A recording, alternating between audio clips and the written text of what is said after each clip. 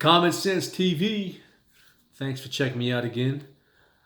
So, there's a lot going on in the world, and I was reading an article today about Guangzhou, China, about some incidents that are taking place out there with um, Chinese and the Nigerian or black community that lives within Guangzhou. And right now, apparently, there's some type of course, there's racism against these black people, and there's discrimination. They're kicking these people out of their apartments allegedly. They're not serving them in restaurants. They're getting disparate treatment from the local population, or some of the population, I should say. And I want to speak about that. I want to kind of get into my personal story about me visiting Guangzhou, and I have a story that I'd like to share that could kind of shed some light on how the city is and have a funny story. So let's get into it. So right now, um, I guess the crazy part about this is that Africans in China, because Guangzhou is I believe it's the fourth largest city within China. And it's a very large city, extremely large city, and they have the largest population of Africans or black people in China in Guangzhou. So Guangzhou is a city not too far from Shenzhen, and the city itself, um, to me, even though when I was there, I saw a good deal of Arabs, a few black people, not that many. I mean, I guess downtown, like in the central district, you see a good deal of Africans and Arabs, but in other parts of the city, you don't see them that much. It's still pretty a very homogenous city. Or of course, China is a very homogenous society. There's not that much diversity within China. Um, so with that being said, people in China are saying that these people have refused quarantine orders, and now they're getting backlash because these Africans or these Nigerians did not adhere to the quarantine orders.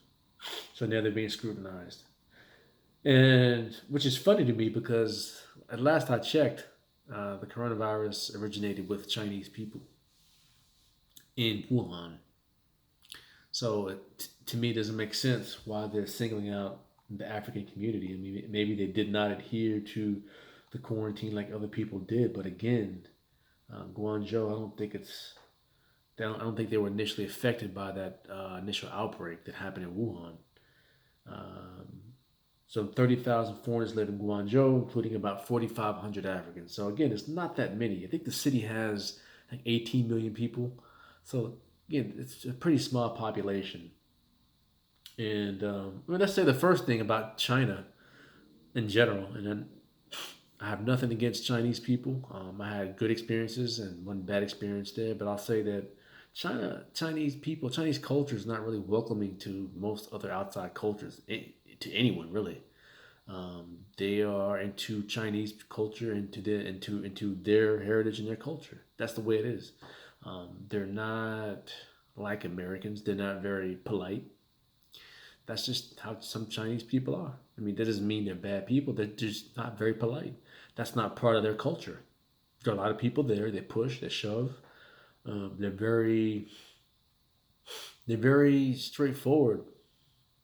I mean, what can I tell you? I had an experience when I was in a train station in Guangzhou, and I was buying my ticket in line, and there was a gentleman, probably about maybe in his fifties, mid fifties, of course, Chinese man, and in this train station, which probably is about the size of, I would say, about the size of JFK Airport in New York, or maybe LAX. Huge, huge train station, uh, monsters. This Chinese man just walked up to me, and he got probably about 3 feet, right, 3 feet from me, and he just stops, stares, and looks at me, looks me up and down, keeps looking at me, and he does this for about a good 20 seconds, and then he just walks away because I guess he never saw a black person before. This is how the culture is. They don't really have any. um, etiquette as far as being you know, concerned about how someone else might feel, or if it comes off as a little bit distasteful, they just do it. This is their culture, and this is Chinese culture. So it's always going to be Chinese first because again, it's a homogenous society. It's always how we feel. They don't really consider how other people feel, and even white people. And of course, as a white person out there, you probably fare better than a black person because they have a whole skin color complex thing. But even white people, I've seen white people out there looking around like, you know, they kind of feel like, oh my goodness, I'm out here in this land. I'm the only one. I feel like a black person feels when they're in Montana. So yeah, that's China in a nutshell. But again, I think what they're doing out here, and I do believe that they are discriminating against Africans. So my story is this. So I started out in Hong Kong. I visited Shenzhen. Then I carried on to Guangzhou. So when I got to Guangzhou, I got to my hotel room and went out, got dinner. I went out to a district, not downtown, but it's kind of like this. There's a huge park out there. They have a lot of bars out there. Um, I went to this district over here and I went, got dinner, ate dinner, and then I went to a bar. Now, let me just tell you, I preface this by saying I actually walked from my hotel to the strip where the bars were.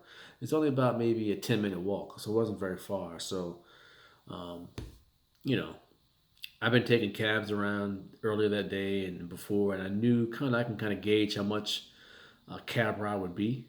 Um, I think from that distance, a cab ride is like between 5 and 6 yuan. So, anyways, I eat dinner, go to a bar. Um, people are cool. I had a good time, had some drinks. At that time, the NBA finals were on, I believe. So watching basketball out there like everyone else, having a good time. And I tried to go out to get a cab to go back because at this point it was getting late. It's probably about maybe 12 and maybe it was like 1 a.m. It was getting late. So the cabs are lined up, and of course, no one speaks that much English out there unless they're very young. So only people out there who speak English would be someone who'd be probably 30 years old or younger. So if they're older than 35, chances are they don't speak good English. So as far as cab drivers, what you have to do, you have to have an app, and it shows the address of your hotel. And you show them the address, shake your head, and then you get in the car. So I asked like five cab drivers. I said, can a hotel? And they were like, no, no, no, no, no, no, no, no, no, no, no, no, no, no, no. I'm like, okay, what the hell is this about? Like, what's the problem? I was staying in a nice area. It wasn't a bad area. It wasn't far. I'm like, what the hell is the problem? So I finally get this one cab driver, and he says, okay, get in. So I get in the cab, and it's only about because again it's like a 10-minute walk, so it's about maybe 4 or 5 minute ride at best, tops. So he gets in front of the hotel, and I agreed. I thought we agreed. I said five yuan before I got in the car. So I gave him 5 yuan, and this dude blows up like, and then he drives off like, I'm like, whoa, whoa, whoa, whoa, what the hell is going on here? I'm like, whoa, I'm not trying to, So I was like, okay, I'll peel out another 5 yuan. I'm like, this good? This good? He stops again, and then they were about 50 yards from the hotel. He stops, he takes the money, snatches the money out of my hand, and then he turns around again. He looks at me again, starts yelling something in Chinese. But when he stopped, I immediately opened the door, stuck one foot out. I'm getting halfway out of the car because I didn't want the guy to drive off again. So as I'm getting out the car, this dude spits at me. So he spits on me. I'm like, what? So I'm like, oh man. So here we go. And this guy, he's probably about all of 5'6". He's a little guy. But I'm in China. I'm in his land. I'm in their land. So what I did was, and I shouldn't have did it, but I was like, you know what? I don't like being disrespected. So I went and I got out the car. I put my head in his passenger window, and I was like, "What?" So I spit back on him. I shouldn't have did that. This dude went berserk, and he gets out the car, starts screaming and yelling in Chinese and yelling. And he's coming at the car at me, and my first reaction was like, I could, I could take this dude easy, easy. But I had this thought that popped in my mind, and we're gonna get into that later on. This thought was like, look, wait a minute. You're in a foreign country. You're an American. You're black, and you're in China. I'm like, you're in a communist nation. Chances are, if you go to the criminal justice system in this country, it won't bode very well for you. So when he gets out the car and starts running towards me, I took off running because I was like, I'm not gonna fight this dude because I'm not gonna go to jail. So I run, woo, run. He's chasing me. It's like 1 o'clock in the morning. This dude's chasing me around down the street. So I finally get back to my hotel.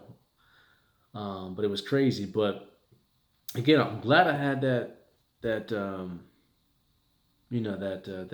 last second thought not to fight because there's another guy and this came to mind. And September 24th, 2016, there was a guy who went to China. I think he was his name was Wendell Brown, and he was in China, and he had a similar situation, except he was in a bar, and he said that a bunch of guys were drinking, they were drunk, and they kind of motioned for him to come over, to come drink with us. Some of these guys were probably arrogant. They're drunk, they're out there with their friends and they see a black person, like you're a novelty to them. They're like, yeah, come on, drink with us.